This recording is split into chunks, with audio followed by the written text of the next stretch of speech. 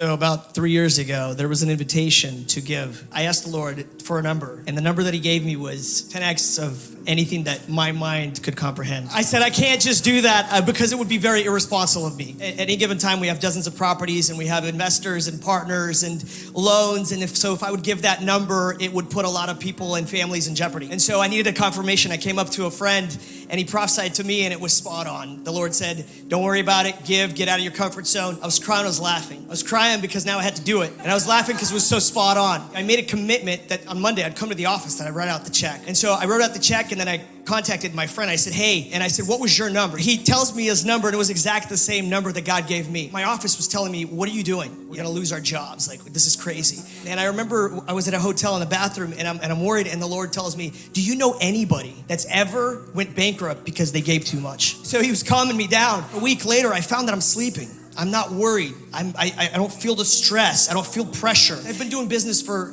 all of my life since I was a 13-year-old knocking on doors and selling something, but it was always with a lot of stress. I almost went bankrupt. And so I remember my team again tells me, Andre, what are we gonna do? Should we start looking for other jobs? Where are we gonna come up with the money?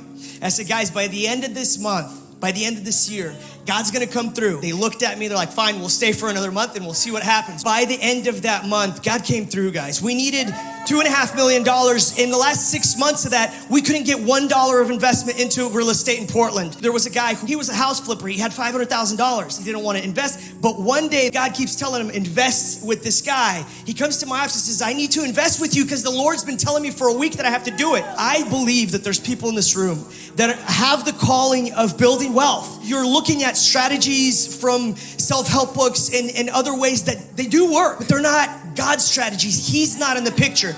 God's not looking for people to get rich and donate a sum of money. He's looking for people to walk with him, to make him their Lord in finances. And that's just not needed for kingdom wealth, guys. That's needed for everybody. Can you imagine living your life where you don't ever worry about money, no matter how bad it gets? Guys, I'm driving down my driveway and I'm saying goodbye to my property. I tell my wife, babe, get ready. Just mentally get ready because we're about to start losing everything. God didn't let it happen, my friends. He didn't let it happen.